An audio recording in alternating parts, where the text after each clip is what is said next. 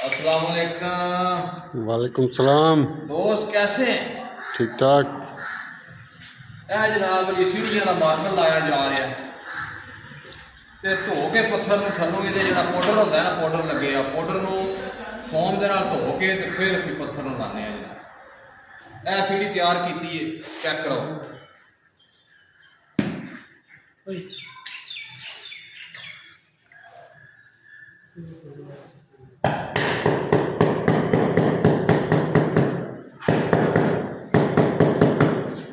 ਧੋ ਕੇ ਲਾਣੇ ਦਾ ਬੜਾ ਫਾਇਦਾ ਹੁੰਦਾ ਹੈ। ਇੱਕ ਤੇ ਥੱਲੇ ਸੀਮਟ ਜਿਹੜਾ ਸਹੀ ਤਰ੍ਹਾਂ ਨੂੰ ਫੜ ਲੈਂਦਾ, ਦੂਸਰੀ ਇਹ ਟਾਇਲ ਜਿਹੜੀ ਹੈ ਤੁਹਾਡੀ ਮਜ਼ਬੂਤ ਲੱਗਦੀ ਹੈ।